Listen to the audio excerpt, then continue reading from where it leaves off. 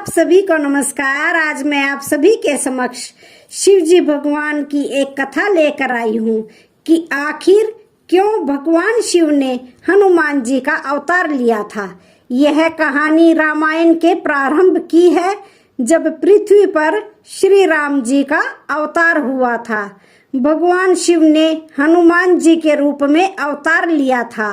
इस बात को कई जगह पर सुना जाता है और पढ़ा भी जाता है, लेकिन उन्होंने ऐसा क्यों किया था, इस बात को जानने के लिए हमें इससे जुड़ी कथा के बारे में जानना होगा। वास्तव में शिव का अवतार हनुमान ही है और यह भी सत्य है कि भगवान राम ही शिव के हनुमान अवतार का कारण बने थे। रामायण में बताया गया है कि एक बार भगवान शिव की भी इच्छा हुई कि पृथ्वी लोक चलकर भगवान राम के दर्शन किए जाएं। उस समय भगवान राम जी की आयु लगभग 5 वर्ष के आसपास रही होगी। भगवान शिव के सामने यह समस्या थी कि वह अपने असली रूप में जा नहीं सकते थे। ऐसे में एक दिन शिव ने माता पार्वती से कहा, जानती हो पार्वती, मेरे राम ने पृथ्वी पर जन्म लिया है और उनके दर्शन की सेवा का मेरा मन हो रहा है। मेरी इच्छा है कि अब मैं यहाँ से जाऊं और जिस लोक में राम है वहीं मैं भी रहूं। यह सुनकर पार्वती जी विचलित हो गई और दुखी होकर बोली कि हे स्वामी, मुझसे ऐसी कौन सी गलती हो गई है कि आप मुझे यहाँ से छोड़कर पृथ्वी लोक पर जा रहे हैं। उन्होंने कहा, स्वामी, यदि आप जाते हैं तो जाइए, लेकिन एक बात सुन लीजिए कि आपके बिना मैं यहाँ जीवित नहीं रहूंगी। पार्वती माँ की बात को सुनकर शिवजी भगवान को एहसास हुआ कि पार्वती भी मेरे बिना नहीं रह सकती है और अगर मैं यहाँ से गया तो निश्चित ही रूप से पार्वती अपने प्राणों की बलि दे देगी। ऐसे में शिव भगवान मोह के एक चक्रव्यूह में फंस जाते हैं, क्योंकि एक तरफ माता पार्वती जी के पास भी रहना था और दूसरी तरफ भगवान राम के लोक में भी जाना था। ऐसे में भगवान शिव ने अपने 11 रुद्रों का पूरा राज माता पार्वती को बताया और बोले, देखो पार्वती, इन 11 रुद्रों में से एक रूप वानर का अवतार आज मैं लेने वाला हूँ। एक रुद्राक्ष में से आज एक रूप वानर होगा, जो बाद में हनुमान के रूप में जाना जाएगा। शास्त्र बताते हैं कि भगवान शिव सब जानते थे। शिव जी राम के पूरे जीवन काल को देख पा रहे थे। वह जानते थे कि एक बार राम जी को पृथ्वी का कल्याण करने के लिए मेरी आवश्यकता होगी। शिव को यह भी पता था कि कलयुग में ना मैं नजर आऊंगा और ना ही राम, तब कोई अवतार भी धरती पर नहीं होगा। इसलिए शिव ने अपने एक शक्तिशाली रूप को जन्म दिया, जो कलयुग में भी अजर अमर रहेगा और पृथ्वी लोक के लोगों के दुख दर्द को दूर करेगा। इसलिए आज भी भक्त लोग हनुमान जी के दर्शन साक्षात कर लेते हैं। इस बात के कई सबूत भी मिल चुके हैं कि हनुमान जी आज भी धरती पर मौजूद हैं। ये संकेत बताते हैं कि हनुमान जी धरती पर मौजूद हैं और कलयुग में कुछ लोगों ने उन्हें देखने का दावा भी किया है। हनुमान जी धरती पर मौजूद हैं या नहीं हैं? हनुमान जी 7 चिरंजीवों में से एक हैं, जो सभी युगों में रहेंगे। हनुमान जी अमर हैं। समय समय पर कई ऐसे संकेत मिलते रहे हैं जो ये साबित करते हैं कि हनुमान जी धरती पर मौजूद हैं। फिर वह त्रेता युग हो, द्वापर युग हो या कलयुग हो। भगवान शिव के अवतार बजरंग बली रामायण काल में आए थे। वो त्रेता युग का समय था। श्री राम ने जब शरीर त्यागा तब हनुमान जी ने उनसे पूछा कि प्रभु, अब मेरे लिए क्या आदेश है। तब श्री राम ने कहा कि जब तक इस धरती पर राम का नाम लेने वाला एक भी शख्स मौजूद है, तुम्हें धरती नहीं छोड़नी है। इसके बाद द्वापर युग आया, तब भी हनुमान जी वहां थे। फिर कलयुग जो चल रहा है और अब भी हनुमान जी धरती पर ही कहीं ना कहीं मौजूद हैं। भक्तों के ये दावे इसलिए मान लिए जाते हैं क्योंकि समय समय पर इसके कई प्रमाण मिलते रहे हैं। फिर चाहे वो द्वापर में हुई भीम और हनुमान जी की मुलाकात का वर्णन हो या फिर कलयुग में कई लोगों के दावे जिन्होंने हनुमान जी को देखा है। यदि आप त्रेता युग में हनुमान जी के जन्म और कार्यों के बारे में गहनता से अध्ययन करेंगे तो आप देखेंगे कि किसी भी पुराने ग्रंथ में कभी भी हनुमान जी की मृत्यु के बारे में उल्लेख नहीं किया गया है, बल्कि उन्हें चिरंजीवी बताया गया है, यानी जो हमेशा अमर रहेंगे। हनुमान जी के विशाल पैरों के निशान।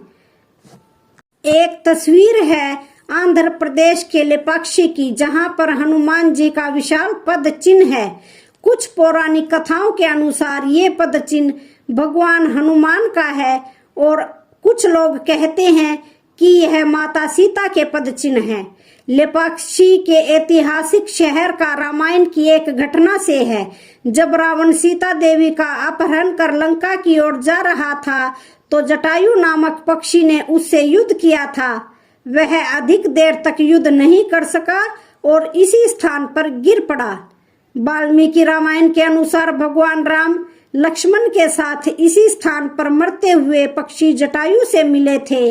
उन्होंने लेपाक्षी शब्द बोलकर उन्हें मोक्ष प्राप्त करने में मदद की, जो तेलुगु में उदय पक्षी के लिए है। इसलिए इस जगह का नाम लेपाक्षी पड़ गया।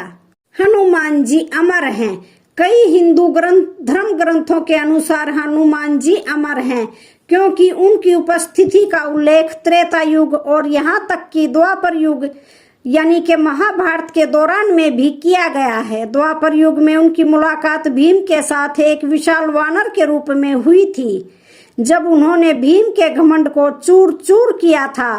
कलयुग में भी हनुमान जी के होने का वर्णन मिलता है।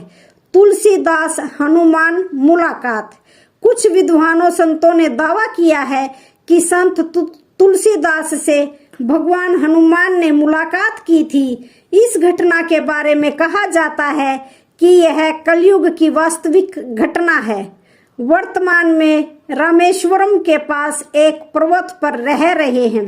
यह भी दावे करते हैं कि भगवान राम और रावण के बीच रामायण के युद्ध के बाद हनुमान जी रामेश्वर के पास एक पर्वत पर रहने लगे और आज भी वहां पर हैं।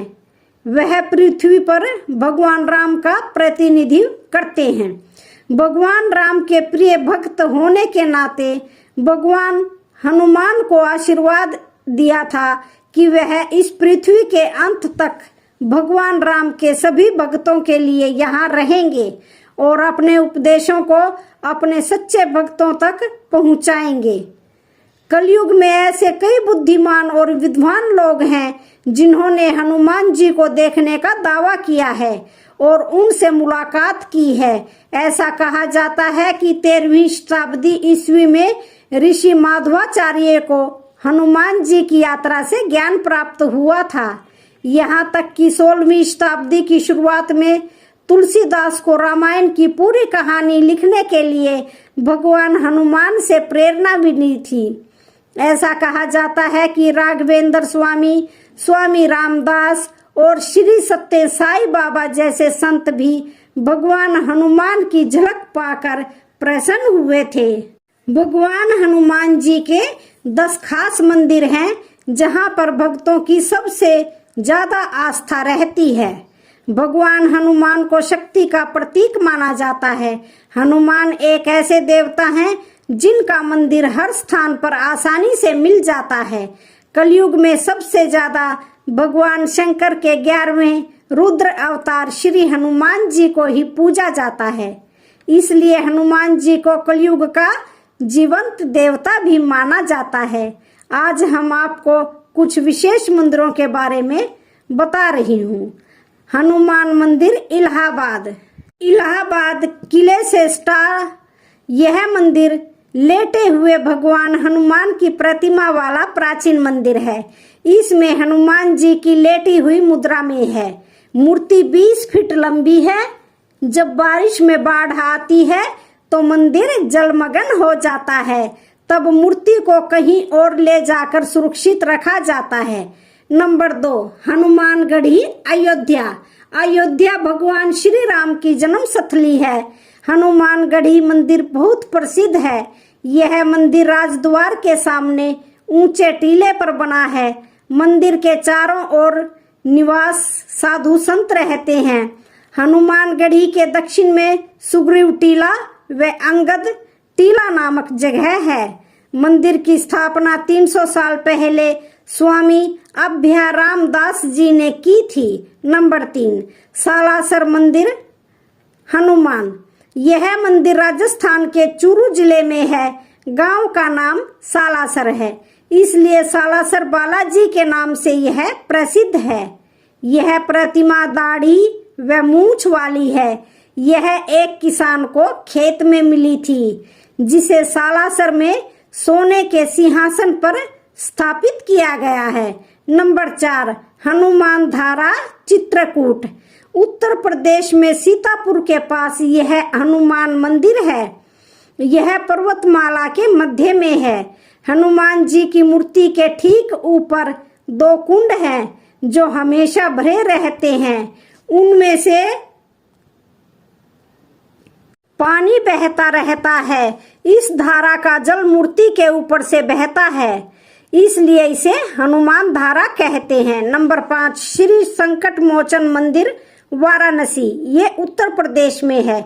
यह मंदिर उत्तर प्रदेश के वाराणसी शहर में है। इस मंदिर के चारों ओर एक छोटा सा वन है। मंदिर के प्रांगण में भगवान हनुमान की दिव्य प्रतिमा है। ऐसी मान्यता है कि हनुमान जी की यह मूर्ति गोस्वामी तुलसीदास जी के तप और पुण्य से प्रकट हुई स्वयं भू मूर्ति है।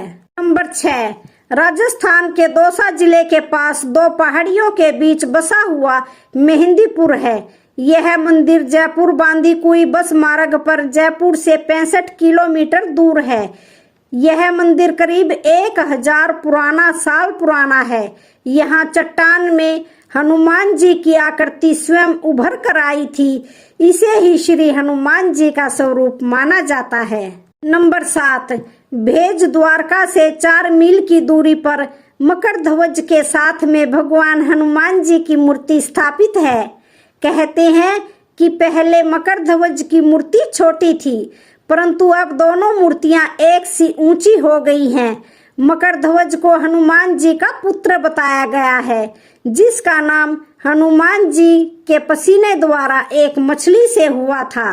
नंबर 8, श्री कष्टभंजन हनुमान मंदिर सारंगपुर। ये गुजरात में है। अहमदाबाद भावनगर के पास स्थित बोटाद जंक्शन से सारंगपुर 12 मील दूर है। महायोगी राज गोपालनंद स्वामी ने इस मूर्ति की प्रतिष्ठा की थी। जनश्रुति है कि प्रतिष्ठा के समय मूर्ति में भगवान राम का आवेश हुआ और यह हिलने लगी। यह मंदिर स्वामी नारायण संप्रदाय का एकमात्र हनुमान मंदिर है। नंबर 9, पूना के गणेश पेठ में बना यह मंदिर काफी प्रसिद्ध है। श्री डुल्या मारुति का मंदिर संभवतः 350 वर्ष पुराना है। मूल रूप से डुल्या मारुति की मूर्ति एक काले पत्थर पर अंकित की गई है। इस मूर्ति की स्थापना श्री समर्थ रामदास स्वामी ने की थी। नंबर 10, बेलारी जिले के हम्पी शहर में एक हनुमान मंदिर है। इन्हें यंत्रोद्वारक हनुमान कहा जाता है। यही क्षेत्र प्राचीन किष्किंधा नगरी है। संभवतः यही किसी समय वानरों का विशाल साम्राज्य स्थापित था। आज भी यहाँ अनेक गुफाएं हैं। तो आज की वीडियो का यहीं पर समापन होता है। वीडियो अच्छी लगे तो चैनल को लाइक शेयर सब्सक्राइब जरूर करें। धन्यवाद।